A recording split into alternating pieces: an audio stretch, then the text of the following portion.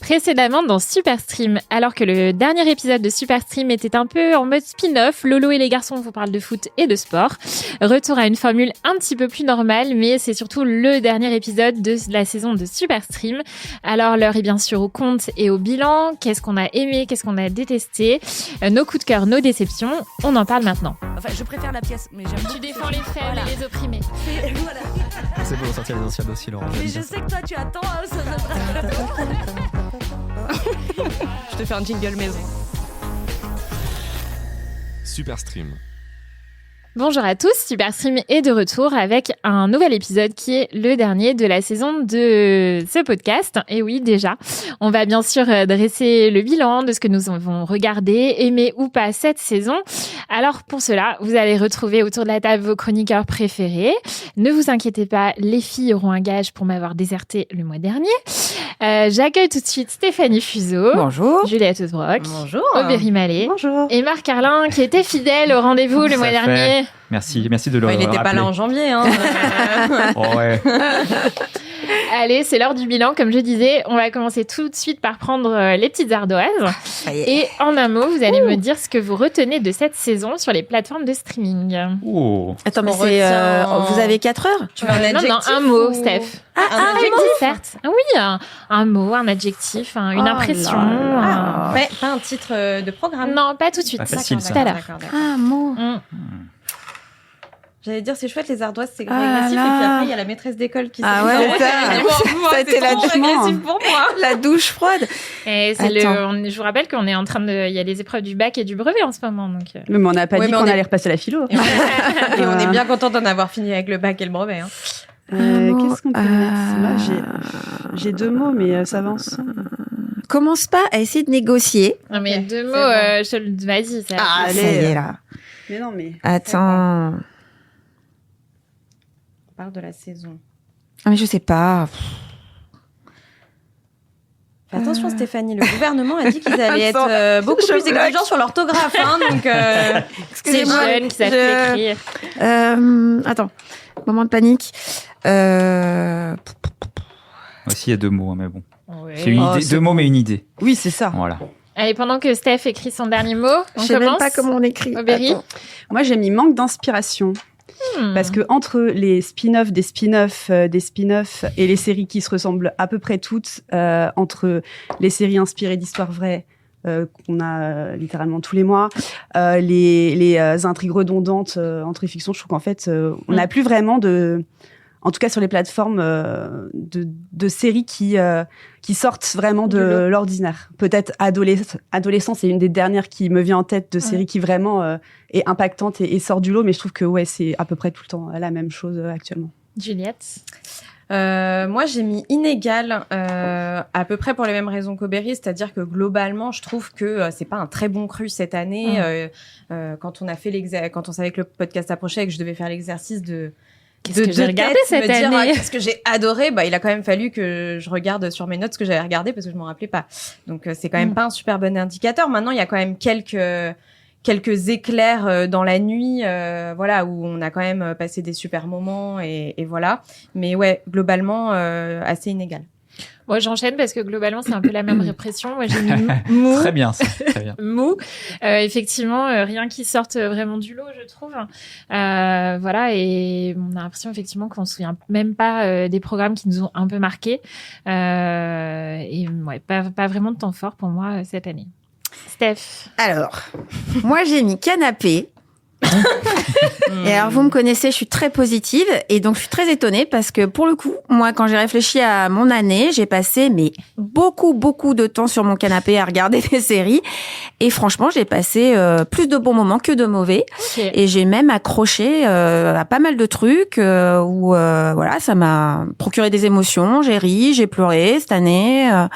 Franchement, pour le coup, j'ai eu beaucoup de plaisir cette année devant les séries.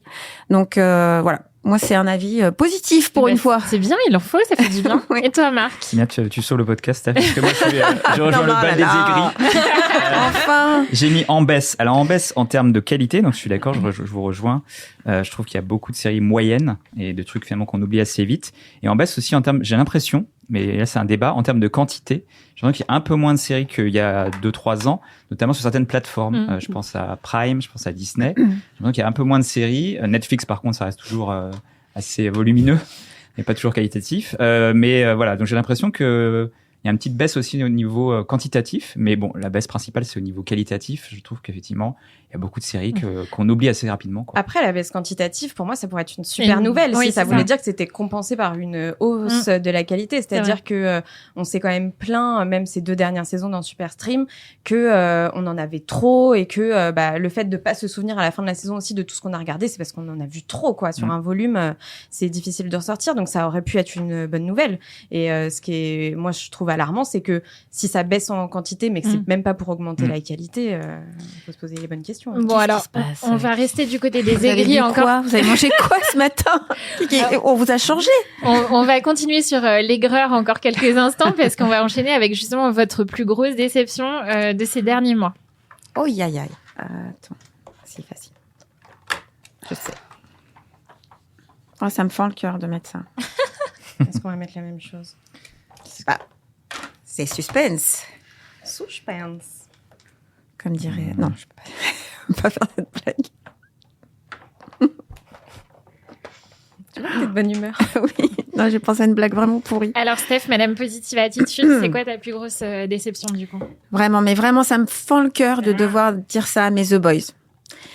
J'en attendais beaucoup. Je suis ultra fan de cette série. Je me suis vraiment éclatée sur toutes les saisons. Et ils ont tout gâché à la fin. Avec une fin happy end, pas du tout osée, pas du tout audacieuse, en prenant un parti pris, j'ai pas compris de faire une mort stupide. Enfin, je spoil, mais de faire une mort, voilà. C'est sorti depuis un petit moment. C'est ça. Je pense que de tuer Homelander vraiment et de cette façon-là. Quoi?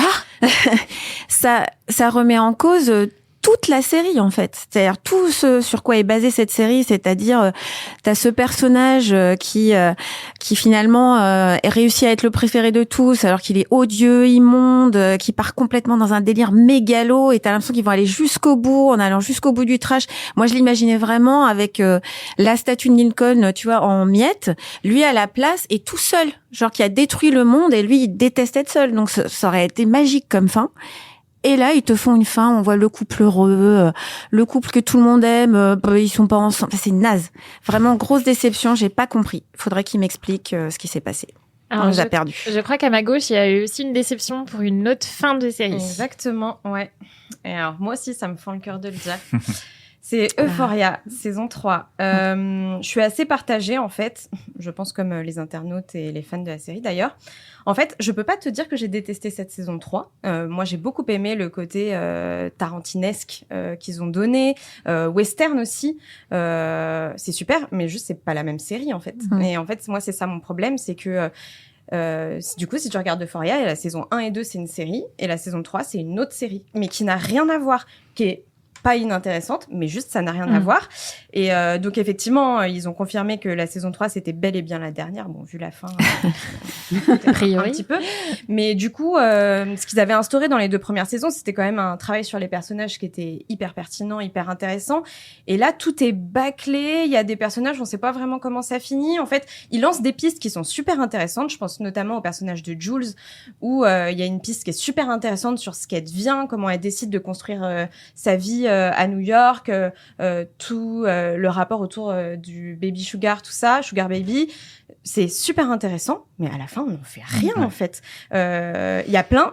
Sam Levinson, là, c'est plein de petites bonnes idées, mais qui sont sous-exploitées, alors que s'il avait tiré le fil de ce qu'il avait fait en saison 1 et 2, en plus avec le saut dans le temps qui était intéressant pour voir ce que les personnages étaient devenus plus loin, bah voilà, donc il y a des personnages où tu te dis ça aurait pu être super, je pense aussi à Maddie, voilà, ça aurait pu être des personnages super intéressants, mais là du coup il avait envie de se faire un délire Tarantino, et du coup bâclé quoi, et il y a honnêtement il y a des incompréhensions de ma part sur certaines scènes qui ont été acceptées par les acteurs, parce que au fil du temps quand même il y a quand même, c'était notamment une collaboration aussi avec les acteurs, et notamment avec Zendaya. Et moi, il y a quand même des incompréhensions de ma part sur des choses qu'elle a acceptées. Et puis aussi au niveau musical, je trouve que c'est assez raté. En fait, quelques jours avant la sortie de la saison 3, ils ont annoncé que le compositeur principal de la série, qui est un Américain qui s'appelle Labrinth, il a annoncé qu'il se retirait du projet et qu'il avait retiré toutes ses musiques de la saison 3. Quelques jours, alors il l'a annoncé quelques jours, je suppose qu'il le savait avant pour le montage, mais voilà. Et honnêtement, il y était pour beaucoup dans la puissance des 2 premières saisons. Et là, il y a plein de scènes où je regardais la saison 3, je me disais, là, une musique de lui, ce serait parfait, et ça n'arrivait pas. C'est très étonnant, ça. C'est rare, je pense. Oui, que ça arrive, si on a bien, on n'a pas tout compris, mais a priori, il s'est bien pris la tête avec Sam Levinson, qui a pas l'air d'être la personne la plus facile du monde. Donc, et ça manque beaucoup. Oh, Berry, ta déception. Moi, j'ai mis Pluribus. Je sais que j'ai un fan de Pluribus en face de moi. T'as 2 fans là. En fait, Pluribus, alors j'ai mis du temps à me lancer. Je l'ai regardé parce que tout le monde disait que c'était génial, c'était la série de l'année. Et du coup, quand j'ai regardé, alors le premier épisode, je trouvais très bien. Super ambiance, sauf qu'en fait, le soufflet retombe quasi pour moi instantanément dès le 2e épisode. Mais je me suis ennuyée. J'étais genre, mais c'est pas possible. Ah, je vais regarder le 3e épisode quand même. Non, pareil. Donc du coup, en fait, j'ai pas compris l'engouement autour de la série. Voilà, moi, ça m'a laissé 2 marbres. Pas Donc, toi, je sais pas Berry, si vous voulez. pas maintenant. Si vous voulez à défendre, je sais que beaucoup de gens l'ont aimé, mais en fait, je comprends. Alors moi, je dirais pas que c'est un chef-d'œuvre, je attention, comprends mais pas. je trouve que c'est quand même une proposition vraiment scénaristique, même en termes de réal et tout, assez incroyable, quoi. Enfin, Et vraiment, nouvelle, nouvelle. Il y a vraiment un truc complètement intriguant. Après, là où je te rejoins, Aubéry, c'est que alors toi, tu t'es ennuyé assez vite, mais à la toute fin de la saison, je me suis un peu ennuyé, et surtout, j'ai eu un petit peu de déception quand même sur la fin. Mais comme on sait qu'il y aura une saison 2, je me dis, je vais lui laisser le bénéfice du doute de voir ce que ça va donner. Moi, je comprends qu'on n'adhère pas parce que pour le coup, comme tu dis, c'est une vraie proposition et moi, j'ai complètement adhéré et ça m'a vraiment parlé. Donc, du coup, je suis complètement rentrée dedans et j'ai trouvé ça, je me suis pris une claque, vraiment. Mais je comprends qu'on soit pas dans le délire et que, voilà, pour moi, c'est soit tu t'adores, soit tu rentres pas. Ouais, moi, ce qui est, je c'est vraiment un peu, tu vois, les extrêmes. C'est pas un truc que tu regardes et tu te dis ah ouais c'est sympa. Je pense pas. Parce que vraiment le premier j'étais à fond quoi. Et en fait c'est vraiment moi, je suis restée comme ça quoi. Bon, bah, écoute. Mais le problème c'est que la promesse de la série est tellement forte que si après t'es un peu déçu par comment ça se déroule, tu peux vite te décrocher parce que tu te dis la promesse elle est géniale.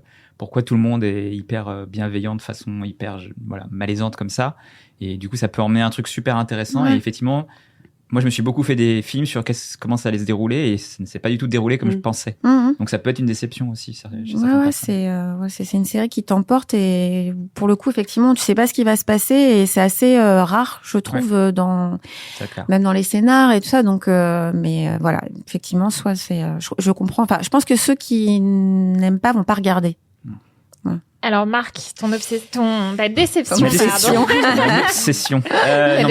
Alors j'aurais pu mettre Euphoria, mais j'ai aussi des choses que j'ai aimées dans cette saison. Et puis je me doutais un peu que Juliette allait les mettre. Mais on va rester sur la même plateforme. Et je vais faire un petit lot. C'est les séries françaises de HBO. Pourquoi les séries françaises de HBO ? Parce que je pense qu'il y avait une promesse au début assez forte de vouloir produire des séries françaises de qualité, ambitieuses, etc. Il y avait eu un premier essai avec Une amie dévouée qui était plutôt pas mal, mais là, les dernières, que ce soit Merteuil ou Privilège, je trouve ça vraiment hyper décevant. Privilège, je trouve que ça part vraiment mais à n'importe quoi. Il y a vraiment des problèmes de casting hyper importants. Et Merteuil, je ne suis même pas allé jusqu'au bout. Tellement j'ai trouvé ça vraiment compassé, vieillot, pas intéressant. Pareil, je trouve qu'il y a des acteurs qui jouent très très mal. Bravo, c'est pour toi. Ils n'ont pas encore trouvé leur truc, quoi. Ouais, voilà. Et c'est vrai que, alors j'avais pas vu d'autres séries françaises. Il y a eu le sens des choses, était très bien. Ouais. C'est ça qui est passé un peu inaperçu. Belphégor, c'était aussi HBO, il me semble.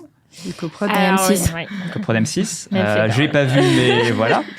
Ça rentre dans ta case. Voilà. Donc, il y a une grosse déception là-dessus parce que je m'attendais vraiment à ce qu'ils rehaussent, on va dire, le niveau des séries françaises de plateforme. Et malheureusement, pour l'instant, c'est pas le cas. Est-ce qu'ils n'ont pas un problème d'avoir le cul entre deux chaises ? C'est-à-dire que c'est comme si ils voulaient faire de la série française très française, mais d'un autre côté, garder les codes HBO, qui sont quand même des codes de la fiction qui sont super marqués, avec souvent soit du cliffhanger, soit une DA très propre, et que du coup, ils sont un peu coincés à vouloir du coup reprendre des franchises, Merteuil, enfin des franchises, en tout cas des marques connues, Merteuil, Belphégor, tout ça, mais sauf qu'en fait, ils sont coincés entre ce truc très américain qu'a HBO de faire des séries qui sont grandiloquentes et puis qui vont vouloir rassembler du rendez-vous et tout, et en même temps de vouloir garder un espèce de petit truc Frenchy. En fait, je pense qu'ils n'arrivent pas à mais en choisir, plus, il y a l'écueil aussi de les séries qui font en coprod avec les chaînes. Par exemple, Belphégor, c'était avec M6.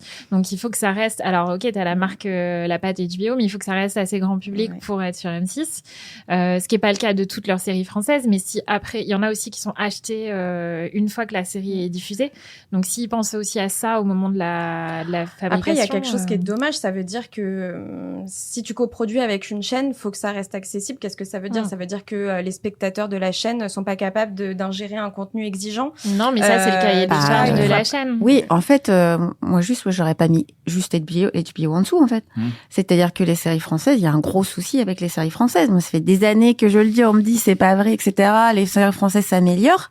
Mais quand tu compares à une série HBO ou à une série Apple, on n'est pas capable de faire ça. Mais justement, là, il y avait une promesse. Là, il y avait la en fait, promesse justement, de faire ça. Ils devraient faire des séries américaines, en fait, peu importe que ce soit pour un Français. Si le fait d'être une série américaine, c'est que c'est bien écrit, bien joué, qu'il y a des scènes spectaculaires et que, toujours le cas, mais non, franchement, par exemple, les séries anglaises ou américaines, je peux rarement dire c'est mal joué. Il y a quand même une base où c'est mal filmé. Il y a quand même une base, je trouve, qualitative que nous, on n'a pas. C'est-à-dire que, par exemple, une série anglaise, surtout les Anglais, une série anglaise, jamais tu vas me dire, mais même le second rôle, en fait, le mec qui a 3 lignes de dialogue, il sait les faire, il sait jouer. En France, vraiment, et moi, je regarde beaucoup de séries françaises pour le coup, c'est dramatique, c'est-à-dire que la moitié du casting ne sait pas jouer et c'est un problème de dialogue aussi. J'ai jeté un œil à été 36, j'ai les yeux brûlés par la suite. Mais voilà, et ça c'est le haut du panier des séries françaises, c'est-à-dire qu'ils ont du budget, il faut arrêter de me dire qu'elles n'ont pas de budget, qui ont du budget, il y a un gros problème d'écriture.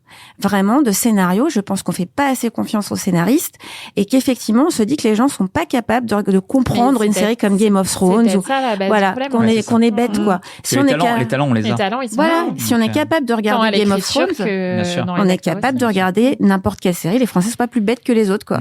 Donc juste considérer que les Français sont intelligents et qu'on peut regarder des séries de qualité où t'as pas besoin d'expliquer, il sort, donc il faut montrer la porte qui se ferme. Alors les rôles se sont inversés depuis le début du podcast. C'est Steph qui est passé de l'autre côté de la barrière.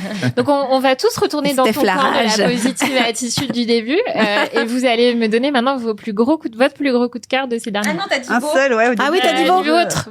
On peut en avoir 2. Votre. J'ai oublié. Ah mais il faut choisir vraiment.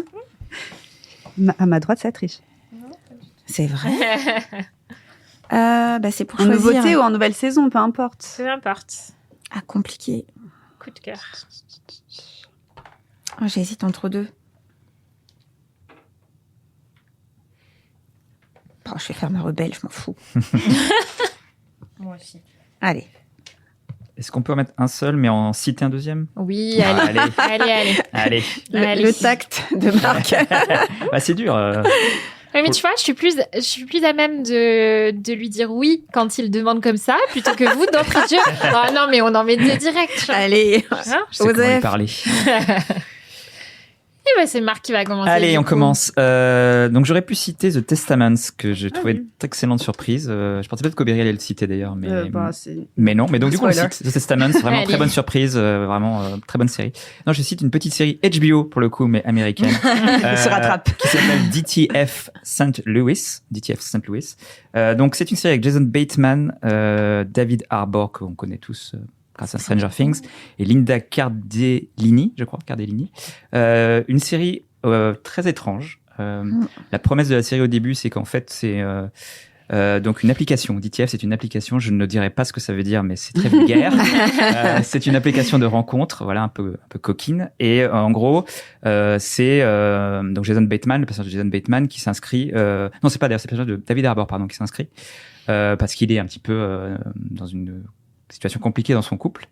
Et en fait, ça, c'est vraiment la promesse de base. On se dit, ça va être un truc sur la masculinité, sur voilà tout ça, les hommes de 40, 50 ans, le démon qui attend ces hommes-là, etc. Et en fait, pas du tout. Alors, il y a une histoire criminelle aussi, mais il y a vraiment autre chose qui se joue dans la série. J'ai pas trop envie d'en dire parce que c'est très surprenant. Je crois que c'est la série la plus surprenante que j'ai vue cette année après Pluribus. Et vraiment, c'est extrêmement bien joué pour le coup. Ils sont tous super. David Harbour est extrêmement touchant. C'est le personnage le plus touchant, je trouve, que j'ai vu cette année en télé. Très émouvant. Une espèce de gros nounours que tu as envie de rassurer, on va dire. Mais tous les personnages sont intéressants. Prendre dans tes bras. Bah oui, t'as envie de le prendre dans tes bras. Voilà. Non, mais il y a un truc par contre, qui est très intéressant sur ça, sur les hommes, sur le côté, les hommes qui acceptent de s'abandonner, en fait, à ça ou qui le font pas parce que il y a toute la société, le poids de la société sur eux, qui les contraint un peu. Il y a aussi un beau personnage de femme avec le personnage de Linda Cardellini et un personnage de fils aussi qui est super beau. Donc voilà, c'est une série très bien écrite. Sur HBO Max. Voilà, très lente. Donc je préviens. Donc voilà, faut prendre son temps. Mais sur HBO Max, c'est 8 épisodes, je crois. Voilà. Oh, Berry. Oh bah moi, j'ai Ça mis va être de la Bridgerton. Corée, non Ah non, même pas. Non, j'ai mis Bridgerton. Je vais vous en réfère à un débat précédent dans Superstream. Oui, on va pas refaire le débat. Voilà. On y est encore Toujours, dans 2 jours. non, juste vite fait. Après une saison 3 pour moi un peu décevante, la flamme est revenue avec cette saison 4 que j'ai trouvée très réussie, tant sur les acteurs que sur l'intrigue. Voilà, on en a déjà parlé, donc je sais pas si j'ai besoin de refaire tout le débat. On était d'accord. En plus. Bon, du coup, j'ai beaucoup aimé. Je crois que c'est un de mes plus gros coups de cœur du début de l'année. Voilà. Celle que j'ai pris le plus de plaisir à regarder en me disant vite le prochain épisode. Alors que c'est pas toujours le cas malheureusement.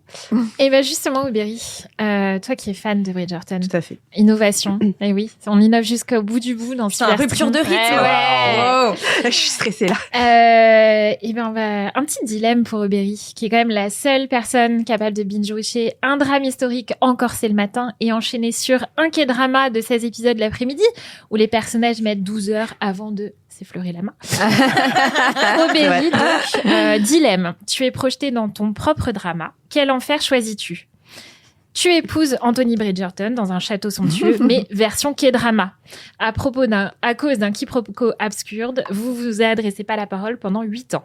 Ou bien, tu sors avec le plus beau mec de Séoul, mais dès qu'il te regarde dans les yeux, la voix de Lady Whistledown lance en boucle tes pires moments de solitude. Que choisis-tu ? Elle peut pas lui parler pendant 8 ans, mais elle peut le toucher. Seulement effleurer la main. C'est un K-drama. Enfin, au Alors bout de 8 ans. Ah bah Anthony Bridgerton quand même. Ok. Oui, ça déjà si au pire je peux pas effectivement. Tu le regardes, ouais. Voilà, je peux le regarder. Très Ça bien. suffit. Et le toucher comme disait Juliette. Bah, c'est un K-drama, hein. Ouais, tu lui tiens la main. Ouais, mais pas le droit une de fois que la toucher, caméra quand même. est coupée, on sait pas ce qui se passe, Laurence. Genre. Juliette, Eh ben ton moi, coup de cœur. Tes coups de cœur. Mes coups de cœur, j'en ai mis 2, mais ça va aller vite puisqu'on en a déjà parlé dans Superstream. Le premier, c'est Rooster, qui était donc cette petite série avec Steve Carell, franchement, donc qui a été faite par le créateur de Ted Lasso et de Shrinking, qui sont déjà 2 excellentes séries que je ne saurais que trop vous recommander, tant ce sont des bonbons et des pansements pour le cœur. Et ben Rooster, c'est la même chose. En fait, pour le coup, il y a une recette qui est très claire sur ces personnages très attachants, avec une bonne dose d'humour et de provocation aussi. Ils sont assez dans la provoque. Mais moi, voilà, je passe toujours un moment où j'ai l'impression d'être enrobée de coton et où je ris beaucoup. Et à chaque fois, et ça m'a fait ça avec Rooster, j'ai envie d'habiter dans ce monde-là. Là, tu parlais d'être projetée, bah tu vois, j'ai envie d'être dans Juliette, Rooster. prof de fac aux États-Unis, quoi. Mais exactement, tout à fait. Donc voilà. Et la deuxième, c'est Empathie, donc qui est une série qui a été diffusée cette année sur Canal. Et en fait, ça me permet c'était une très très belle série. Je sais qu'on en a déjà parlé, donc je vais pas refaire le pitch, mais par contre, ça me permet de parler des séries québécoises et de la fiction québécoise. Tout à l'heure, Marc disait la fiction française, voilà, à juste titre. Par contre, la fiction québécoise et donc francophone, c'est vraiment, enfin voilà, ça mérite vraiment d'être regardé. Il y a des super auteurs, des super créateurs et des super acteurs. Voilà. Je sais que certains d'entre nous ont un peu de mal à passer le cap de l'accent québécois, mais honnêtement, ça vaut le coup d'être regardé. Donc voilà, suivez la création québécoise. Ils ont vraiment des petits bijoux à vous apporter. Et Stéphanie. Alors, moi, mon coup de cœur, c'est Off Campus. Ah, je me disais bien qu'il y en ait une qui en parle. Si tu veux bien, je veux bien que tu commences par ton deuxième coup de cœur. Et l'autre, c'est Detective Hall. C'est vrai que c'est un peu le grand écart. Ouais.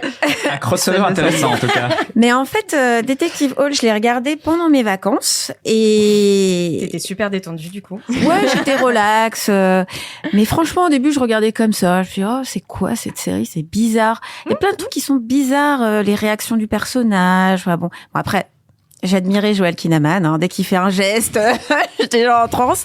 Mais quand même, j'étais là, mais c'est quoi ce truc? C'est ouais, bof. Et je me suis rendu compte que j'étais complètement accro. C'est-à-dire que j'ai regardé l'heure, je fais, oh punaise. Je fais, bon, je continue demain. Et donc, j'ai continué et j'ai regardé vraiment en 2 jours et j'étais complètement absorbée par ce truc. Les personnages sont super complexes, hyper intéressants, très étonnants. L'intrigue, honnêtement, ça fait longtemps que ça m'avait pas fait ça. Donc, il y a un twist. Je vous dis pas quand, je vous dis pas, il y en a plusieurs twists, en fait, de toute façon. Mais il y en a un. Mais vraiment, je suis tombée, je fais, oh, mais non! Et j'ai fait pause et je fais, mais je l'ai pas vu venir, quoi. Et ça quand même, ouais, franchement, ça fait très longtemps, effectivement, que ça m'avait pas fait ça. Où j'avais pas émis cette hypothèse-là, voilà, parce que quand même, maintenant, on réfléchit à plein de trucs. Et là, ils m'ont cueilli. Donc, gros coup de cœur. Alors, quand même, grand écart sur le hockey sur glace avec Off Campus, là. Mais parce que quand même, j'ai un cœur. Et on n'en a jamais douté, Steph. Mais oui, parce que tu vois, j'adore Bridgerton. Ouais. Mais justement, j'ai regardé, pour le coup, c'est comme E.T. de Rivalry, c'est une des séries que j'ai regardées parce que c'était un phénomène. Pas parce que forcément j'avais envie de le regarder, j'aurais pas forcément tenté. Et donc, j'y suis allée, je me suis dit, bon, ça va me faire comme E.T. de Rivalry, ça va être pétard mouillé, ça va pas me plaire du tout.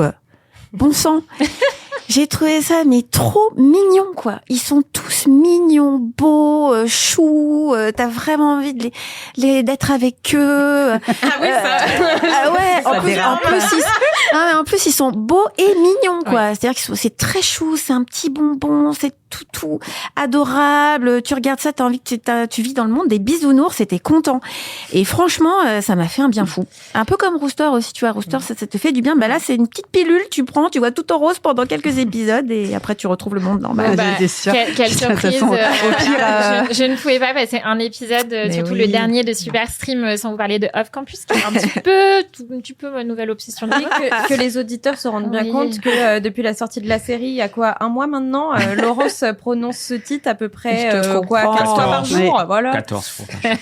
Oui. Ils ont mis une boîte à la rédac. La tirelire, franchement, ouais. Mais non, mais Off Campus, ça fait, enfin, pour le coup, moi, je m'attendais à une série américaine pour ados, jeune adulte, mais bourrée de clichés. Alors oui, il y a des clichés. Mais en fait, j'ai trouvé ça hyper bien fait. Oui, c'est une série qui fait du bien, effectivement. Et elle aborde, alors c'est romantique, c'est un peu hot de temps en temps, voilà, on va pas se mentir. Regarde pour l'intrigue. Ouais. Mais ça dit aussi quand même quelque chose. Enfin, c'est des choses qu'on voit pas encore assez en fiction, je trouve. Et je disais dans un article que c'est des choses aussi qu'on aurait peut-être aimé voir nous quand jeunes, on grandissait et qu'on était le public plus cible que là.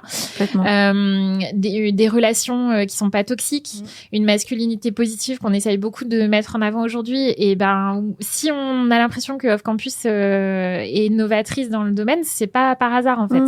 Et un héros qui est ce qu'on appelle green flag aussi, c'est pas un hasard. Je pense que si ça marche, alors c'est pas les seules raisons pour lesquelles la série est un phénomène, mais ça coche un peu toutes les cases.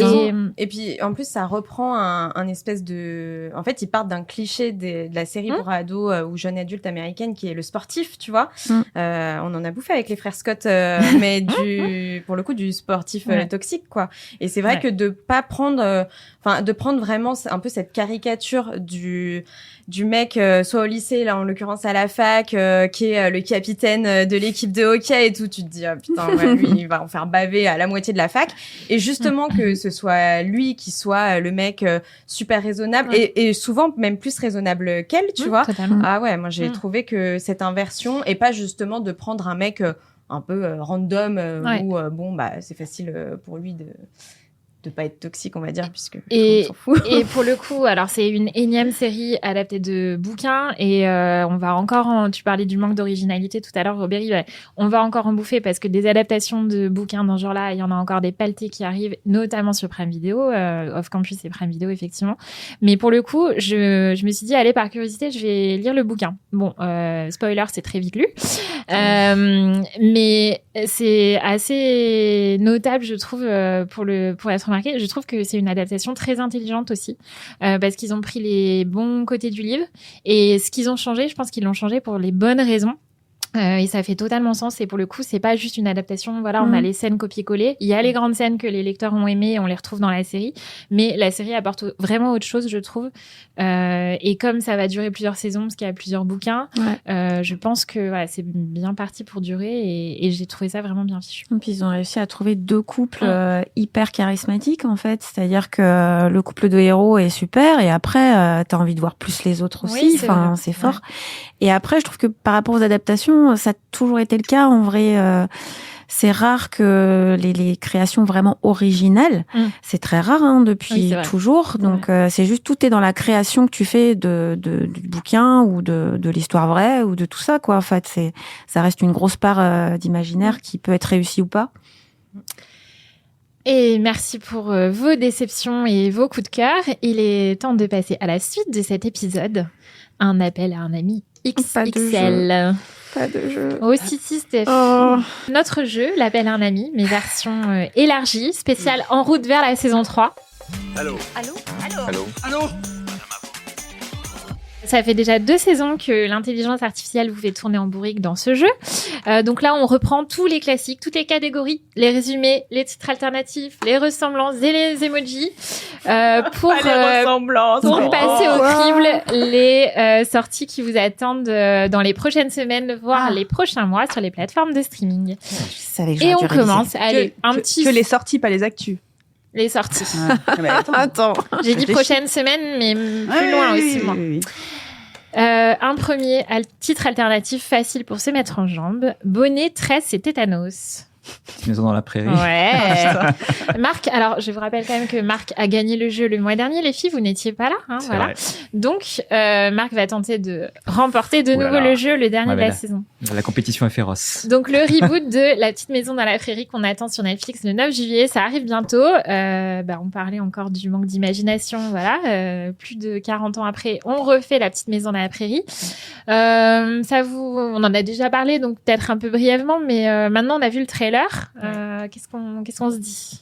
Moi, je pense que ça va faire débat et tempête, cette histoire, parce que c'est quand même une adaptation qui veulent super réaliste au niveau historique, c'est-à-dire rentrer plus dans la dureté de la vie des pionniers et des Amérindiens. Donc, on est très très éloigné des couettes qui tombent sur la prairie sur M6.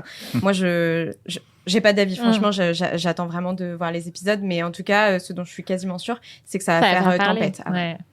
Pour moi, je suis pas très. J'avais déjà dit. T'es pas très Petite Maison dans la Prairie de base. Vraiment. Après, peut-être la curiosité de savoir effectivement qu'est-ce qu'ils ont fait. Mais moi, à la base, c'était pas une série qui. Enfin, quand ça passe sur M6, c'était un supplice. Donc, je zappais vite. Je trouvais ça terriblement ennuyeux. Donc moi, en général, je regardais pas, mais je pense qu'il va falloir le voir pour autre chose. Je me demande si je préfère pas Papa Choums, tu vois. Oui, mais c'est un autre délire. D'accord. Pardon, on a des rêves de vieux. Oui, la moitié de tes auditeurs ne savent pas de quoi ça parle. C'est une série qui passait sur M6 en même temps que, à la même époque, La Petite Maison dans la Prairie, dans les années 90. Papa Choums, je suis désolée, mais aujourd'hui, ce serait hyper subversif. Clairement. Mais en fait, moi juste ça me fait un peu. C'est marrant ce que tu dis parce que pour le coup, La Petite Maison dans la Prairie, vu mon grand âge, je l'ai vu à l'époque.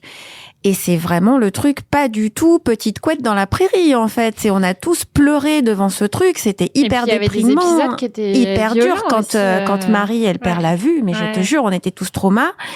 Il y a plein de trucs horribles, le côté le fils adoptif qui s'engueule avec son père. C'était hyper dur comme série. Mais ils mettent quand même vachement sous le tapis le côté des dynamiques historiques à l'époque. Je veux dire, c'est dur dans l'histoire de la famille Ingalls et de Walnut Grove. Mais... Parce que du coup, c'est quand même la série adaptée de ses mémoires et que dans ses mémoires, elle fait pas du tout l'histoire. Enfin, tu vois, l'histoire de l'Amérique en fait, c'était pas du tout le but. Donc eux, ils ont adapté ses mémoires et c'est l'histoire d'une petite fille et de ses interactions évolution et de comment elle grandit, etc. Et c'est pas vraiment un regard sur la société de l'époque, quoi. Donc moi je m'attendais pas à voir des Indiens ou je sais pas, j'ai pas vu la nouvelle version. Mais en tout cas, moi ça me tente pas plus que ça parce que je pensais pas qu'il prendrait le parti d'une série historique. Après, je vais regarder parce que s'il y a un point de vue intéressant et un angle nouveau, je trouve que ça vaut le coup et que justement, ça me réconcilierait avec le fait d'en refaire une. C'est-à-dire que tu apportes autre chose, tu apportes un autre regard et une autre proposition. Et si c'est pour le coup regarder la société américaine de l'époque, c'est hyper intéressant. Donc là, si c'est ça, oui. Si c'est nous refaire La Petite Maison dans la Prairie, comme dirait Valérie Carsanti, c'est N. Mais en plus, c'était pas la showrunneuse de The Boys. Oula. Enfin, pas la showrunneuse, mais je crois que c'est une des scénaristes qui est la showrunneuse de La Petite Tu veux dire qu'il va y avoir du sexe dans La Petite Maison à la Prairie? Prochain programme, cette fois, c'est les emojis. Alors, un emoji casquette et emoji masque de théâtre. Casquette, 10%. casquette théâtre. Nous avons aussi emoji diamant. Emoji détective. Ah, Lupin. Lupin, tout à fait. Lupin, Casquette, oui, bah oui. la saison 4, qui sortira le 23 octobre sur Netflix. On vient d'avoir l'ADES il y a quelques jours. Tout à fait. Écoute, on peut rien en dire parce qu'on n'a même pas une bande-annonce pour l'instant. Donc, à part dire qu'elle est attendue depuis des années. Oui, ça fait longtemps. Non, moi, Lupin, moi, je suis plutôt toujours assez bon public. Je trouve que c'est toujours assez efficace. Après, donc du coup, vu que la saison 3 se terminait avec Hassan Diop en prison, bon, on imagine qu'il va sortir. Je pense que c'est pas trop un spoiler. Donc du coup, avoir le Prison Break. Ouais. Ah, peut-être. Peut-être ils peuvent nous faire des tatouages. Donc, à voir du coup sur l'intrigue qu'est-ce qui nous attend, mais c'est toujours un succès qui perdure et pour le coup une bonne représentation de la France à l'international sur Netflix en tout cas. C'est sûr. Donc du coup, c'est sûr. Que non, mais je veux dire c'est la série française la plus vue de Netflix. Oui, mais pour c'est le pas, public, c'est pas une bonne chose pour nous. Hein. Donc moi toujours curieuse de Lupin personnellement. Non, je pensais que j'avais envie de dire une bêtise. Vas-y, allez, dis ta bêtise. Non, mais je me demandais s'ils allaient faire un petit clin d'œil ou pas au vol de la couronne de l'impératrice Eugénie, parce que ce serait quand même un petit peu drôle, quoi. Je sais pas si on... Remuer le couteau dans la plaie. Ouais, je sais pas. Mais moi, je suis là pour ça. Je suis remuer les couteaux dans les plaies. Toi, tu vas avoir un mot de passe. Le prochain programme, c'est la nouvelle saison d'une série qui est un peu un crossover entre Harry Potter, Gossip Girl et Scooby-Doo. La nouvelle saison, t'as dit. Nouvelle saison. Attends, il y a une intrigue policière. Je pensais à l'intrigue policière, non, pour Scooby-Doo. Scooby-Doo pour les enquêtes sur des monstres chelous. Harry Potter, mercredi, tout à fait. La saison 3. J'ai dit dans les prochains mois et à long terme. Au-delà, ouais. Tu vois, et au-delà, vers l'infini. Comme Buzz l'éclair. La saison 3, effectivement, à venir sur Netflix. Bien entendu, Juliette, nous n'avons pas des dates de sortie. 2027. Mais c'est un programme qui sera très attendu sur les plateformes. C'est un peu une des dernières grosses séries de Netflix. Oui, c'est vrai, on en avait déjà parlé, effectivement, avec la fin de Stranger Things, avec la fin de Squid Game. Mercredi, ça reste maintenant leur plus gros titre, quoi, finalement, celui qui a le plus cartonné. La saison 2 était finalement, avec le recul, elle était pas si mal, finalement. C'est vrai qu'elle a changé de sa veste. J'ai changé d'avis. Mis à part Lady Gaga. Non, je rappelle qu'on avait dit que la première partie était bof et que la deuxième partie était mieux. Et finalement, maintenant, avec le recul, je trouve que j'en ai gardé un bon souvenir. Donc moi, perso, je la regarderai avec plaisir. Je suis pas sûre que j'aurai le temps. Pareil. Oui, pareil, je suis d'accord, oui. En plus, là, ils ont annoncé, encore Eva Green avec Tim Burton, donc on est quand même sur les mêmes on reste dans le même recettes. Mais moi, je suis d'accord avec Marc, la deuxième partie avait rattrapé la déception de la première, donc aussi curieuse de voir ce qui nous attend. Et ça passera par Paris, parce qu'on sait qu'ils ont tourné à Paris, que Jenna Ortega tourne à Paris, donc curieuse de voir comment ils vont intégrer ça au scénario. Prochain programme, c'est un titre alternatif cette fois, Le fléau du marketing. Office Romance. Non. Non, ça sort bientôt, ça, non? Ça, on est sur les sorties. C'est nouveau, t'as dit? C'est nouveau? 10%. Non, pas 10%. Le fléau du marketing. Mais on reste sur Netflix. Avec une nouvelle saison. Ah non, c'est une nouvelle saison. La Défense League. La technique d'Émilie. J'essaie. Émilie in Paris. Oui, Émilie in Paris. La saison 6 qui sera la dernière de Netflix. Enfin. Il était temps, je suppose, vous êtes tous prêts à dire au revoir à oui. Emily Oui. Paris. Oui. Ouais. Trop. Oui, Marc, ça fait depuis la ça saison fait 1 longtemps qu'il que est je prêt lui à ai lui dit au dire au revoir revoir. personnellement. En vrai, s'il y en avait une de plus. Ouais, on en a une de plus, une de moins. Une de moins, alors, c'est pareil. hein, Ouais, ça aurait pu s'arrêter l'année d'avant. Oui. Et alors, autant Gina Ortega est passée par Paris, Lily Collins, elle, cette fois, elle passe par la Grèce et par Monaco, Monte Carlo. Le Non, voyage. c'est des voyage. Elle a bien raison. Hein. Ça fait plaisir. Je crois qu'il y a un ras-le-bol de Paris. C'est un plutôt Paris. message. C'est plutôt Paris qui Ou en Paris qui en a ras-le-bol je d'elle. pense. C'est dans ce sens. Excusez-moi. Toc. Donc, on se demande avec qui elle va terminer. Bah oui. Ouais, Oui, comme si on savait pas. Peut-être qu'il va rester en Grèce, on ne sait pas. Alors, nous avons ensuite un pitch. Attention. On t'écoute attentivement. Des jeunes en manque de buzz s'insultent poliment en rime sous l'œil de millionnaires du streaming. Le but, décocher 100 briques et un feat. Ça va Nouvelle bégayer. école. Nouvelle école. Nouvelle école, la saison 5, totalement. Qui est attendue sur Netflix, Juliette. On a hâte. Ah, mais évidemment qu'on a hâte, Laurence. Ou pas. Merci Juliette pour cet avis constructif. Non, on a super hâte. Alors, on redoute aussi puisque ça marque quand même un tournant dans Nouvelle École puisque pour la première fois depuis la création de l'émission en France, il n'y aura pas SCH au jury. C'est à mon grand désespoir. Évidemment, Bien sûr. Laurence.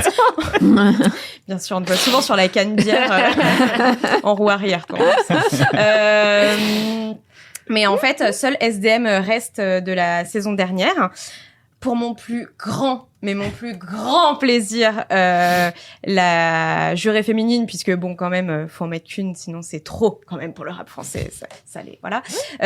Sera Théodora. Donc voilà, la boss lady sur Netflix. Pour moi, ça peut être qu'une réussite. Avis plus mitigé sur l'arrivée de Oli, de Big Flo et Oli, donc qui vient En tout solo. seul, en solo. Voilà, bon, il est extrêmement populaire. J'ai juste un peu peur qu'en termes de personnalité, il ait un peu du mal à trouver sa place parce que SDM et Théodora, c'est quand même deux personnalités super charismatiques avec énormément de répartie.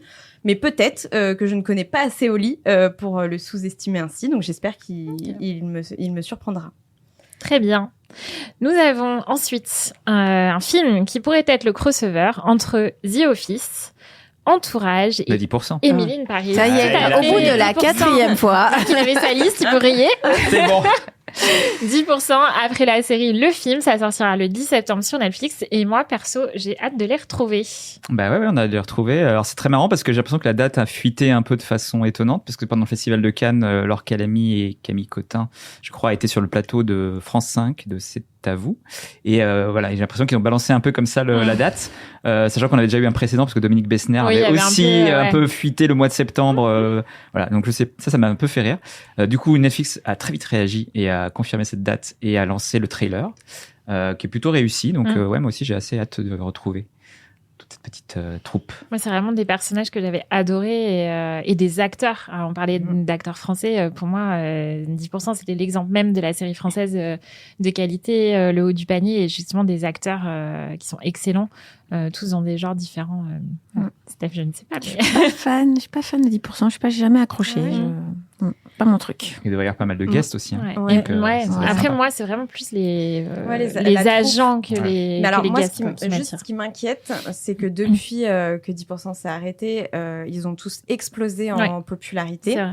Et j'ai peur, notamment, je vais pointer du doigt une personne, j'ai peur, quand je vais regarder le film, pour Laure Calamy, de voir Laure Calamy et pas de voir... Plutôt Noémie. Alors que j'avais adoré son personnage, moi je l'ai découverte là-dedans, hein, clairement, je pense comme toute la France, et elle est géniale.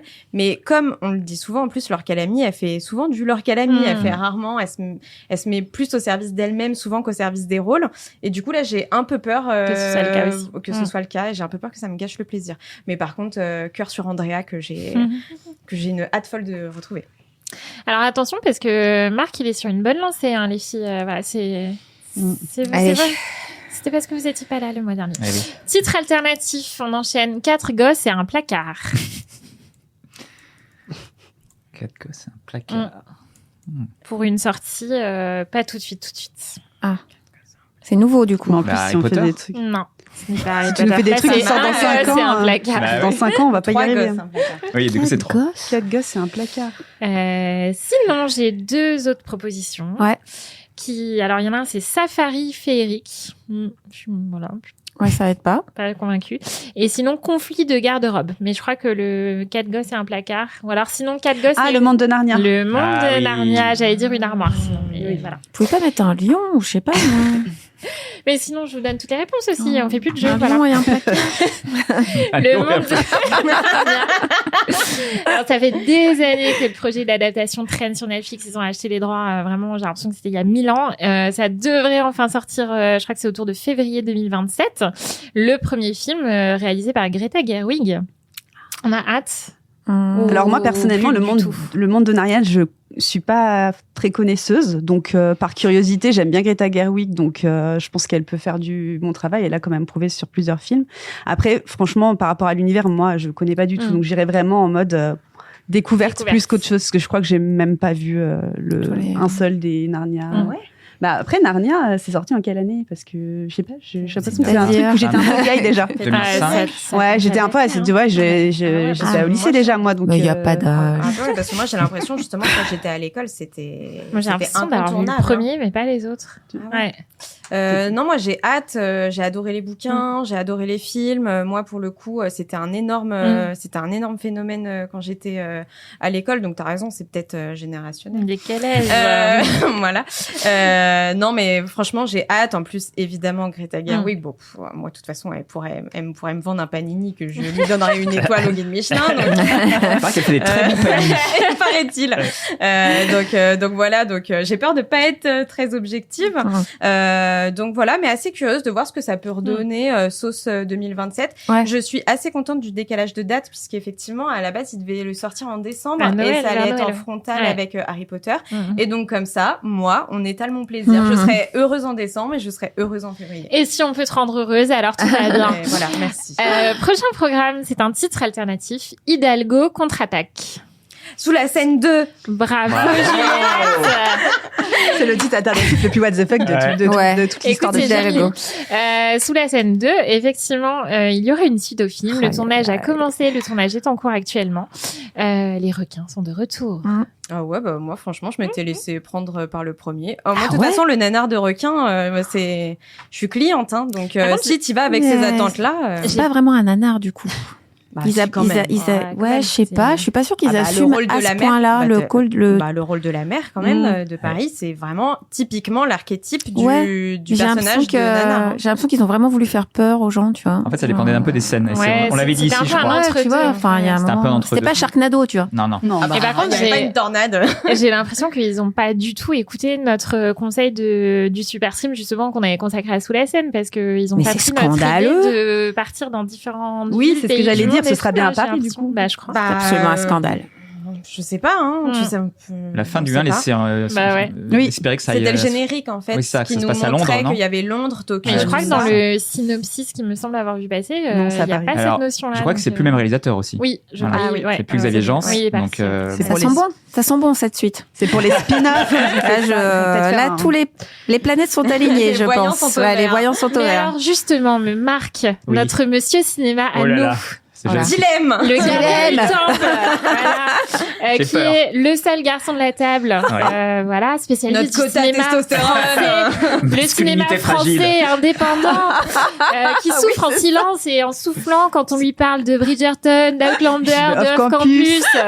Hein? Et qui Alors, regarde en secret. donc, Marc, ton Sous sa couette. Son petit chocolat. Vas-y, mon Ton dilemme. dilemme à Vas-y, toi. Vas-y. Vite, capitaine, maintenant c'est à nous de jouer. Va falloir jouer serré. Règle suivante, je vous prie. On te finance ton film d'auteur français de rêve, budget illimité. Ouais. Mais le producteur t'impose un casting. Alors, quel massacre vas-tu accepter? Ton tueur en série mystique est joué par Jamie d'Outlander, qui garde son accent écossais et passe tout le film torse nu, sans aucune explication. Ou alors, ton thriller est gâché par les joueurs de hockey de Off Campus en personnages secondaires qui font des blagues de vestiaire toutes les 10 minutes. Ah oui. Que choisis-tu? Bah quand même. Bah non, je vais choisir Jamie, du coup. Ah, Voilà, quand même. Très bien. Jamie torse nu, évidemment. Ouais, oui, ça fait vendre. Ça fait vendre. Du coup, il y aura du monde pour aller voir ton film. Exactement, Voilà. c'est très principal. bien. T'as quand même trouvé un moyen de nous caser à Outlander. C'est clair, quoi. ouais. Je J'avoue, suis c'est improbable. impressionnée. C'est pas moi, c'est Jamie. De façon assez maligne, quand même. mais- Allez, la suite, c'est un pitch. Alors, un biker endeuillé par la mort du taulier tente de sauver son QG contre un projet de casino capitaliste. Sortez le cuir, les frites et les guitares. Il y a un seul biker, c'est Norman Reedus, donc C'est je ce que comprends j'allais pas. dire, je comprends pas. Qu'est-ce que Pas c'est du tout. Un biker. Un Ah, ça casino. c'est très long. Attends, un Le biker. un biker endeuillé par la mort du taulier. Le taulier Mark. Johnny Bilout. Voilà. Ah là là. Johnny Bilout. Bah, encore un beau film Pardon. d'auteur, ça. Alors, c'est une série. Ah, c'est une série, pardon. C'est une Série série française du que Nord. Steph va s'empêcher de dévorer Aïe, aïe, quand aïe. elle sortira Ah sur bah oui, moi il y a Bilout, je vais regarder. Hein. Je te dis, Du coup, s'il y a nous, Bilout, ça veut dire qu'il y a Danny Des frites. Boone. Danny Boone. Ah, Nous en ouais, apprenons bah la... Ah bah bravo, la Non, spécialiste. non, je ne l'apprends pas. Je viens de Moi, m'en je me rappeler souviens, ouais. et je me souviens que l'avais- j'avais déjà eu un petit haut cœur. Tu parce que l'avais j'ai occulté ta effacé mémoire, ça, quoi. ouais, Mais moi alors, j'ai la mémoire sélective. j'ai mis dans le placard. Eh oui, un hommage le à lion. Johnny Avec le Hallyday. lion. Alors, je vous propose l'autre version du pitch, proposée par l'intelligence artificielle. Un hommage à Johnny Hallyday version ch'ti et cambouis, c'est de l'or en barre. Aïe, aïe, Ça, aïe. c'est C'est un mieux. biker. Bah oui, je crois bien, Je qui était crois. fan de Johnny Hallyday. Ah, Et punaise. donc, Danny Boone. Et il y a aussi François Berléand, notamment. Ce sera où pour qu'on regarde pas, du coup? Ouais. Ce sera sur Netflix. Voilà. J'avoue là. J'aurais pu deviner. Et c'est la première série de Danny Boone sur Netflix. Tout à fait. Ah bah, waouh. Mais je pense que Ok, c'est la hein. première série tout court. Hein. Ça Ouais, manquait ouais, à la ouais. création française. Peut-être s'ils offrent des cadeaux, un truc. Enfin, faut attirer quelqu'un. Hein. Enfin, parce que là, ça va être compliqué. Hein. Bon, donc j'en conclus que ça vous tente pas, L'intérêt quoi. est modéré. Ouais, d'accord. ok. Nous ne sommes pas le public, je pense. On Non, aurait dû voilà. faire nos notes. Voilà. Mais ça va sans doute marcher. Oui. Alors, on cherche une série qui ressemble, c'est pas tout à fait le même genre, à House of the Dragon, Bridgerton et Paul Dark.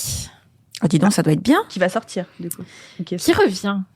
Ah. Qui revient. Outlander, Blood of My Blood. Tout à fait. Oh. Oh, bah, non, mais J'allais dire attendez, Outlander, là. mais après, j'ai lâché Outlander de suite, là, ça suffit. 3 On a parlé 3 fois Ouais, oui, mais d'Outlander. quand même, on n'a pas du tout débriefé. Alors, on va parler de Blood of My Blood, saison 2 du spin-off qui revient dès le 18 septembre Tout à sur fait. HBO Max, le préquel. Mais quand même, on n'a pas On peut du pas. tout parlé de la dernière saison d'Outlander. Je vais nous faire un café. Vous Marc. êtes sérieux Vous On va vous remarquerez, laisser. On va les laisser. vous remarquerez que je Ce ne sera un l'ai pas débat de- mise dans mes coups de cœur Oui, bah de parce que début. t'as fait le menu, ça se voit. Hein. J'ai pas mis non plus dans mes déceptions, mais c'était pas C'est ce que loin, j'allais dire, mais c'est que tu l'as voilà. pas mis dans tes coups de cœur parce que ce n'était pas un coup de cœur. Oui, ça Quoi va vous Vous choquer. êtes déçus?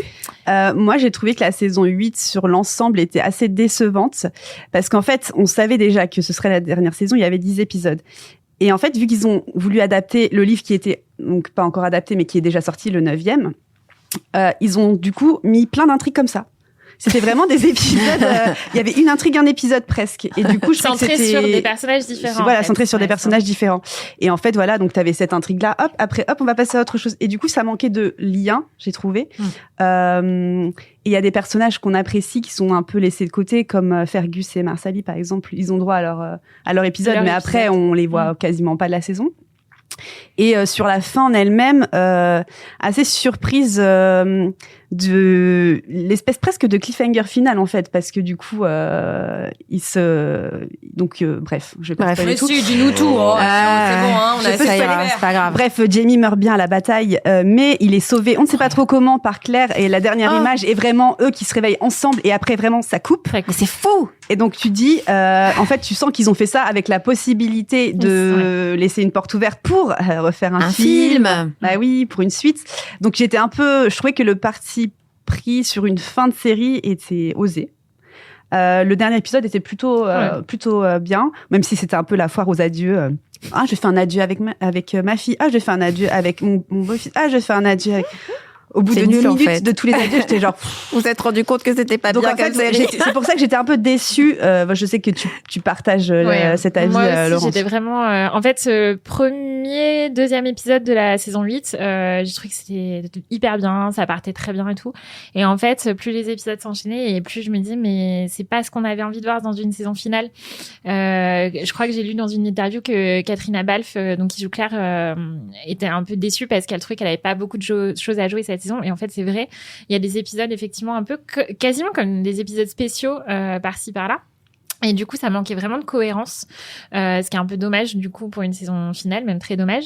Finalement, on voit peu Jamie et Claire par rapport aux autres intrigues.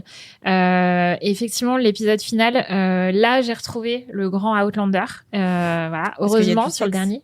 Non, une torse, une scène. Voilà, une scène Moi, c'est tout ce que j'ai retenu de la bataille. Et pour le coup, moi, j'ai trouvé ça bien que le final nous donne pas toutes les réponses et nous laisse aux fans la possibilité de se faire un peu leur propre interprétation et même aux acteurs, puisque les acteurs ont dit eux-mêmes qu'ils n'avaient pas vraiment compris la fin.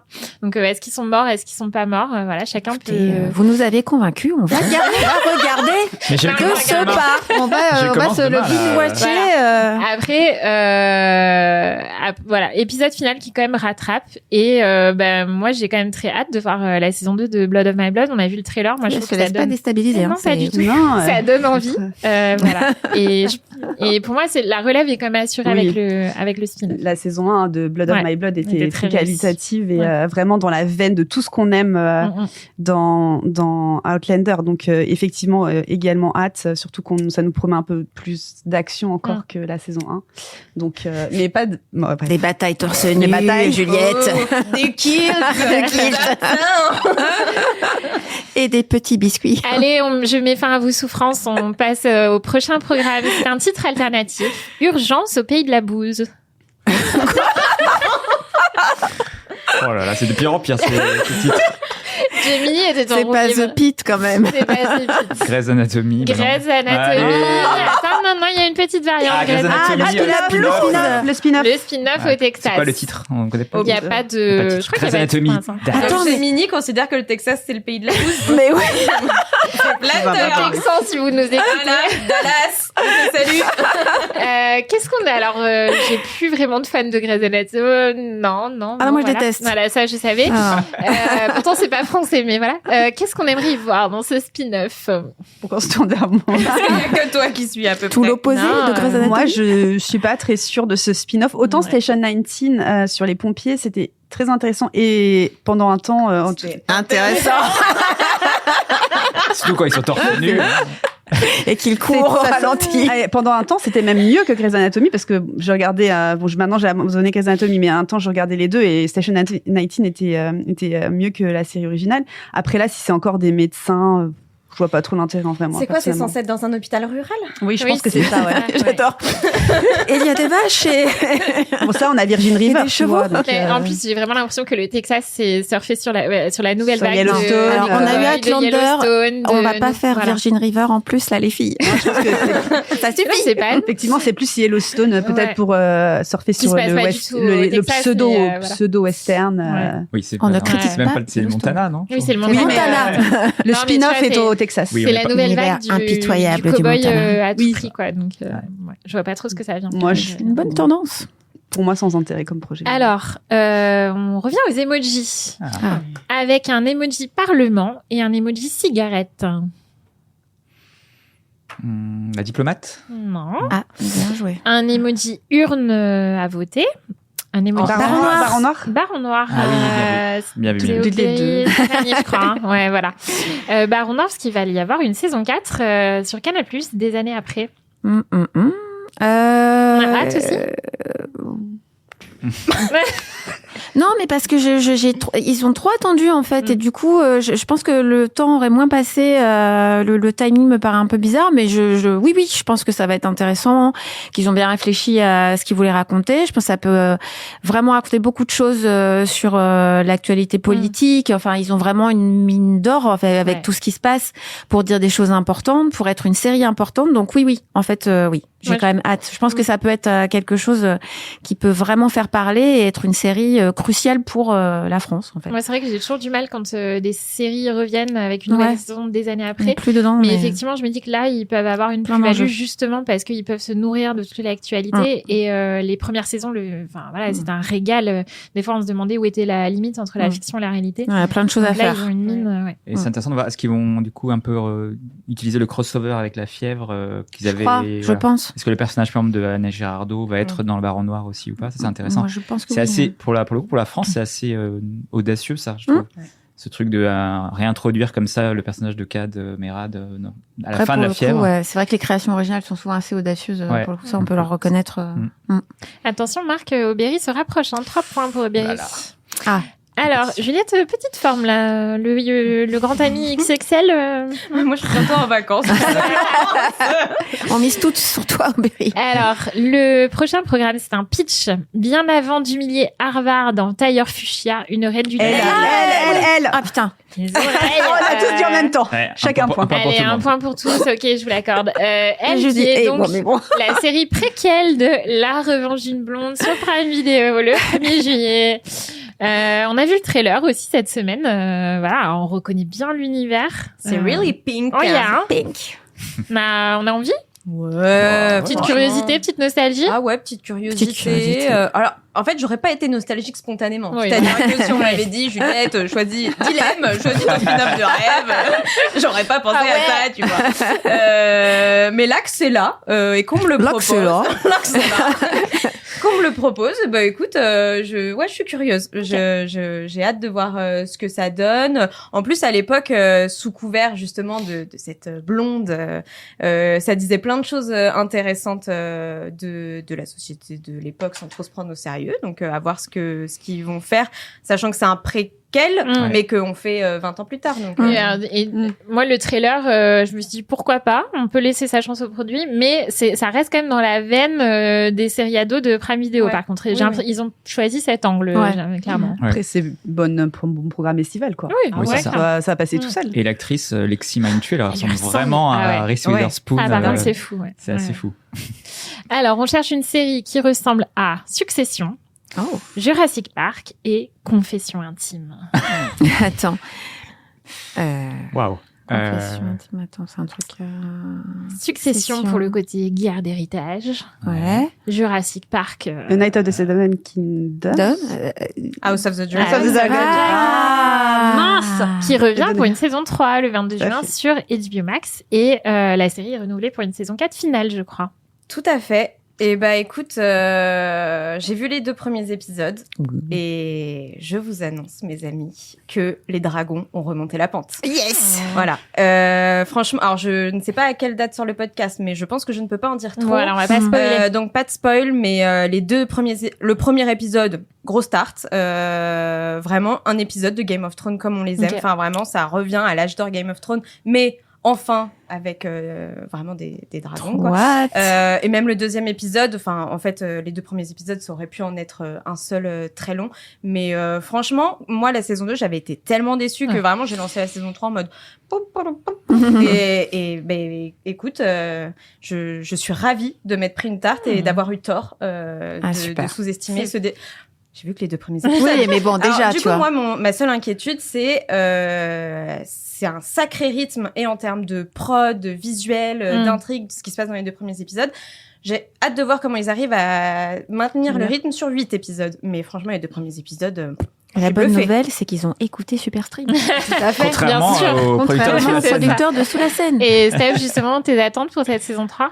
Et ben des très grosses attentes. J'en avais des très grosses parce que j'étais très déçue aussi. Et je trouve qu'il y a tellement de potentiel. Donc là, si effectivement ça ressemble à Game of Thrones, enfin, j'ai très hâte de regarder. Enfin, ce que tu m'as dit là me donne très envie. Déjà, j'étais un peu sur les starting blocks. Hein, j'attends, j'attends vraiment d'avoir les épisodes. Et non, très envie. Et en plus, il y a James Norton qui tout rejoint à la fait. série. Bien sûr, un des nombreux chouchous de Stéphanie. Stéphanie, justement, c'est c'est mon dilemme. Ton dilemme. Stéphanie, dont on ne sait toujours pas si elle dort, ni dans quelle dimension parallèle elle trouve le temps de regarder tout ça, mais elle a tout vu. Le seul profil de France capable de cumuler une passion pour les bains de sang de Game of Thrones, une obsession pour les tueurs en série, qui s'est enfilé l'intégrale de Bridgerton plusieurs fois, et en allemand. Oui, en allemand. Donc Stéphanie, ton dilemme est complètement fou, à la hauteur de ton historique de visionnage. Dis-moi. Ton amour du sang et des paillettes vient de fusionner. Quel projet acceptes-tu de regarder? Un spin-off de Game of Thrones hyper violent, mais le guerrier sanguinaire est joué par Jonathan Bailey, qui garde ses costumes et ses manières d'Anthony Bridgerton au milieu des bains de sang. Ou bien une saison de The Walking Dead, où Daryl range son arbalète pour ouvrir un salon de thé et gérer les ragots à la Lady Whistledown avec Russell Crowe en voix en allemand. Ah, attends, je crois que t'as l'argument. Ouais, mais là, j'étais partie pour la première, mais t'as dit Russell Crowe, les mots magiques. Donc la deuxième, Russell, c'est, Bah, pour Russell Crowe, c'est mon âme sœur, c'est l'amour de ma vie. gagner à chaque fois. de quelle année, par contre? Toutes les années. Avec quelle barbe. Je dis non à la grossophobie, Juliette. Mais c'est pas ça. Si. C'est parce qu'il est rond que tu dis ça. Il est rond. Bien sûr, c'est ça. On a envie de le prendre dans ses bras. Qui ouvre un salon de thé, j'en ai un peu envie de voir ça. Mais j'étais pour, mais là. Propose-lui. Non, c'est bien. Ah oui, c'est vrai, c'est celui-là. Non, mais là, c'est. Est-ce qu'on peut le faire? Ah ben, Demande à Norman. Est-ce qu'on peut faire les deux? allô, le CNC. Allô? Je pense qu'il faut on tient Netflix. 2 projets là. On tient 2 projets. Ok. Non, mais Russell Crowe. on peaufine ça tout à l'heure.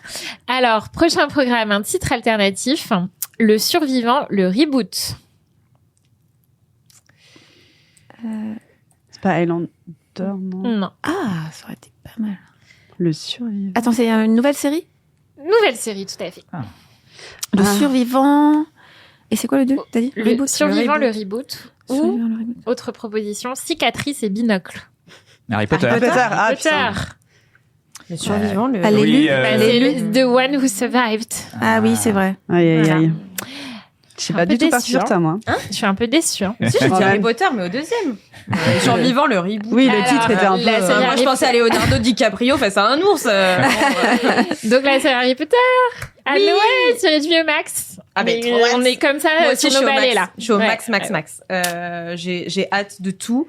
Voilà, j'ai même plus les mots. Non, mais franchement, moi, la bande annonce, j'ai pas les mots. Moi, la bande annonce, elle m'a fait super envie. Voilà, les premières images. Je trouve les gamins, de ce qu'on en a vu, super bien castés, assez pour que j'ai vraiment l'impression de revoir les personnages, mais que j'ai pas l'impression de voir une dérivation de Daniel Radcliffe. Enfin, voilà.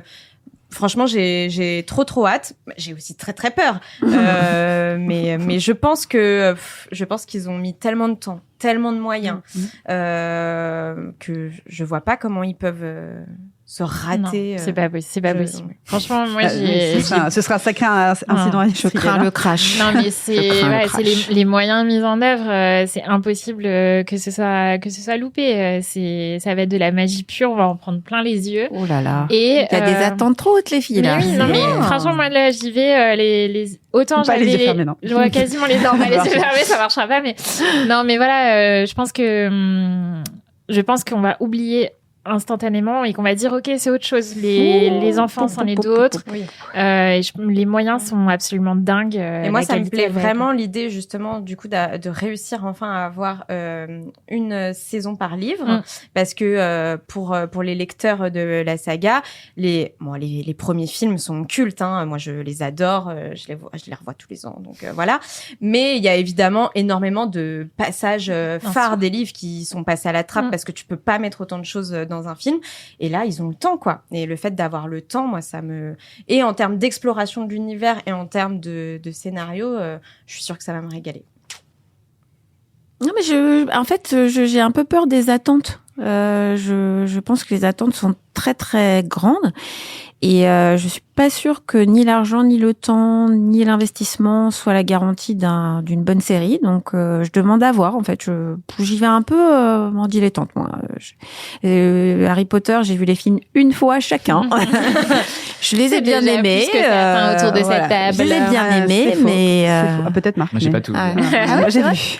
Je trouve que ça se regarde et tout. J'ai jamais été vraiment dans la hype, mais je comprends et du coup, quand même, je trouve que les gens sont très excités par ce projet. J'ai un tout petit peu peur j'ai un tout petit peu gigantesque. peur du retour de bâton, tu vois. Allez, on cherche une série dont l'acteur principal ressemble comme 2 gouttes d'eau à ses 3 autres personnalités. C'est des ressemblances.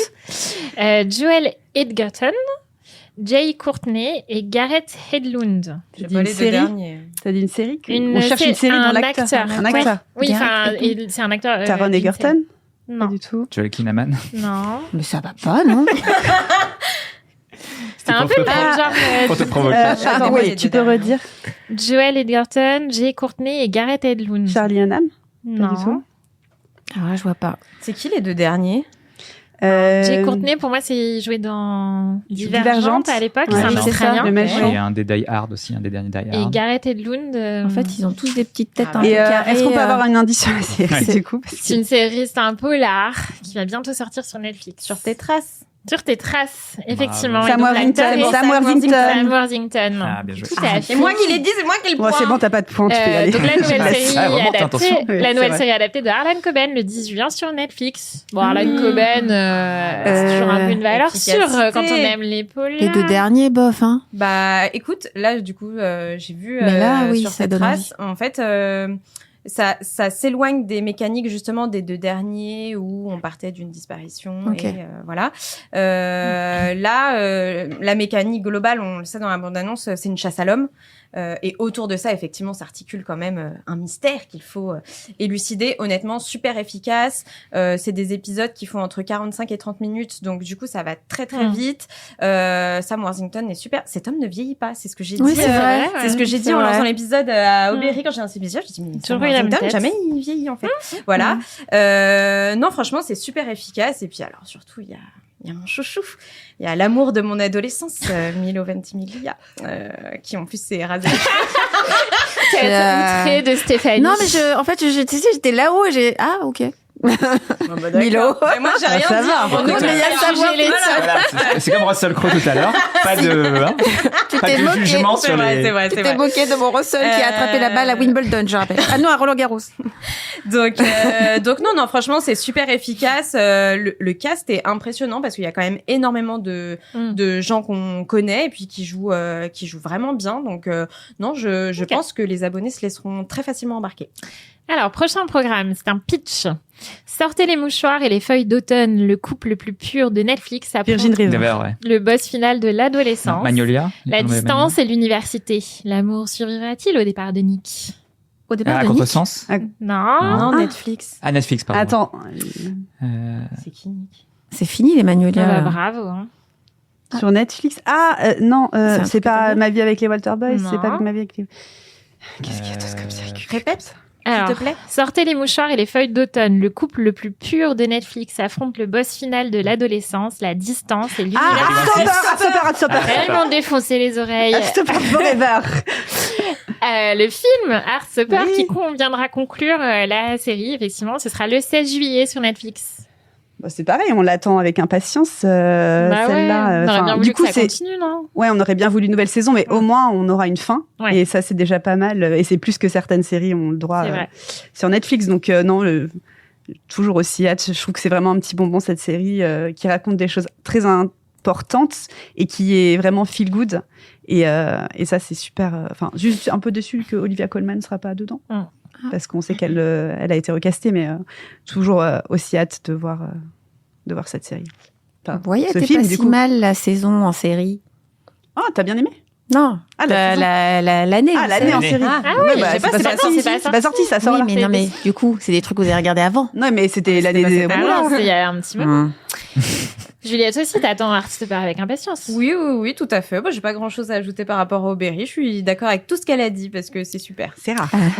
Parce que Juliette, c'est quand même un peu la seule nana capable de Le t'expliquer dilemme arrive. le hors-jeu Ah oui, foot, ça y est. traquer un tueur en série en Norvège, pleurer devant Heartstopper dans la même heure tout en préparant des petits fours devant Top Chef. Alors Juliette, ton dilemme. Netflix fusionne deux passions. Quel projet vas-tu défendre au micro à la rentrée? Un Heartstopper écrit par Harlan Coben. Nick disparaît, on découvre qu'il est hacker et que toute l'équipe de rugby cache un secret d'État. C'est addictif, mais le côté doudou est mort. Ou alors, un polar nordique ultra sombre sous la neige, mais les flics dépressifs sont remplacés par Belly et Conrad, de l'été où je suis devenue folle, qui cherchent leur ex au lieu de chercher des empreintes. Le deuxième commence, évidemment. La question ne se pose pas. Par contre, je tiens à m'apporter une précision que personne ne me demande jamais d'expliquer le hors-jeu. Non, ça aurait été plutôt les règles du tennis, quoi. Mais voilà, écoute, Mais tu me pardonneras ce pas de côté. C'est l'actualité. Très bien. Alors, prochain programme, les emojis. Allez. Emoji café, emoji cheveux roux et drapeau anglais. Young Sherlock, Royal Scandale. Non. The Crown, madame. Emoji Bah, Outlander. ballon de foot, emoji drapeau américain et emoji cookie. Ted Lasso. Lasso, ouais. Ted Ah, Lasso. ouais. Ah oui. Bien joué. Ted Lasso, on a droit à une saison 4 inédite le 5 août sur Apple TV. Oui. On a hâte. On a très hâte, surtout en plus c'est des joueuses féminines, donc ça change. Ah oui, c'est vrai. Ouais, donc je trouve que c'est un beau parti pris. On retrouve à peu près quand même les comédiens qu'on aime. Jason Sudeikis, c'est un génie, donc moi j'ai trop hâte. J'y vais les yeux fermés comme tout à l'heure. C'est vrai que ça marche pas bien pour les séries quand même. Ouais. Bon, tout le monde a hâte. Ah ouais. Oui. Ok.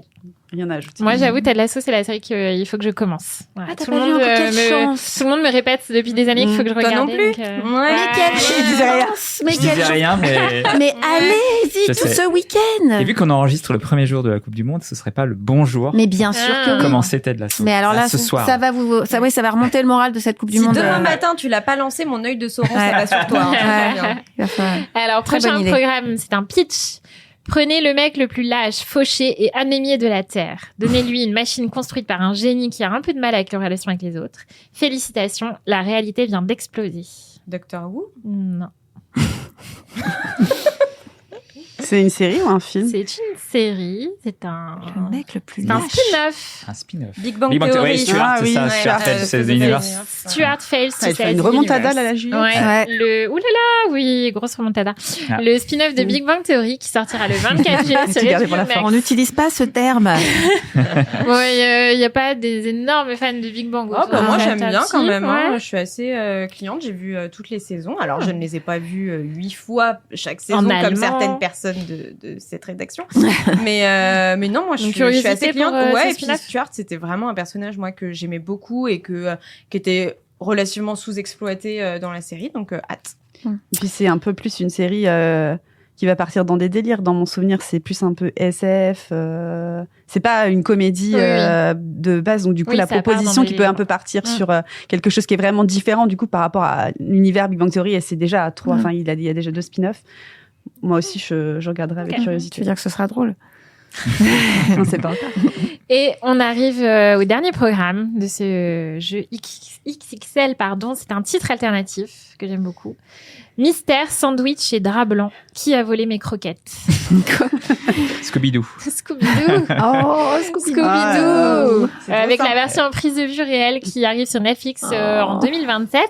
Et même chose, cette semaine, on a eu un premier aperçu avec la première image du chien en chair et en os, C'est Marc. très bien très sûr. mignon, Il est mais je redis, il ne ressemble pas beaucoup à Scooby-Doo. Scooby-Doo. Ouais, quand même, faut quand même dire la vérité. Ouais, c'est vrai. Mais il est très mignon. C'est un Ouais. préquel. C'est un Donc préquel. c'est un Ouais. préquel. Donc C'est Scooby-Doo, chou. nous C'est on la le connaît genèse. adulte. Ouais. Là, probablement qu'il était cute comme ça quand il était chiant. Il a l'air de devenir un peu bête, quoi. Là, t'es moche. Après, on a juste vu qu'il était beau. Personne n'a dit qu'il avait l'air brillant, ce chien. Mais, C'est vrai, c'est vrai. mais voilà, Ouais. mais on a hâte quand même. Eh bien, Oui, Marc, Scooby. je regrette, je n'ai pas de coupe à t'apporter. Oh non. Bravo, Marc, 9 points. Oh, il a gagné quand Eh même. Sur le On fil. finit l'année pas comme on l'a commencé. Donc 9 points pour Marc, Aubéry 6 points, Juliette 5 et Stéphanie Ah 4. mince, c'est l'année dernière. Oui, je l'ai fait dans le 30 cette fois. Oh, zut. Et alors pour finir, on reprend les ardoises comme au début et vous me dites quel est le projet qui vous enthousiasme le plus dans tout ça. Dans Que de ce qu'on a Je fait. repasse peut-être pas, hein, mais Dans tout ce qu'on a cité, ouais, tu peux dire. ouais, Bah, ouais, facile. Hmm. Facile pour Juliette Pas si et moi. facile. Non. Ouais. Tu peux nous redire un peu? Ah mais si, bah oui, bah. Mais ça peut être quelque chose donc on vient de. Enfin, comment dire C'est les programmes dont on vient de parler Oui, bah, hop. qu'on attend.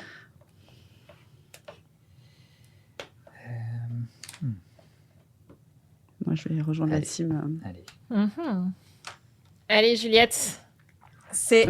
Harry Potter. Aubéry. Harry Potter. Ah, toutes les trois, oui. Eh ben allez, 10%. ouais. 10% pour un peu de français. Ted Lasso, avec j'espère des guests, avec des vrais joueurs. Bon, encore une belle saison qui nous attend en perspective. Bah, on espère mieux que celle-ci, du coup. Oui, mieux que celle-ci. Voilà. Ouais. Oui. Et bah oui, malheureusement, ça va être le mot de la fin. On va finir là-dessus. C'était le dernier épisode de la saison de Superstream, saison 2, que j'ai été ravie de partager de nouveau avec vous. Marc, Juliette, Aubéry, Stéphanie, un grand merci. Cœur et sur petit vous. cœur. Merci à toi, Laurence, d'être notre animatrice sans Et faille. merci voilà, pour vos bonnes humeurs, ces débats. Une pensée aussi à Émilie, qui pouvait pas être là aujourd'hui, mais qu'on embrasse fort. Je crois qu'on a bien rigolé dans le studio autour de ce micro. J'espère que c'est la même chose pour vous qui nous écoutez. Merci aux fidèles, Eline, Fabrice, Justine, Noémie, Oriane, tous les autres qui attendaient chaque mois un nouvel épisode et qui nous faites vos retours sans langue de bois, ce qu'on apprécie. Voilà. Et on vous souhaite un très bel été à tous devant, bien sûr, les plateformes de streaming, séries, films, documentaires. Il y a de quoi faire. Merci à tous.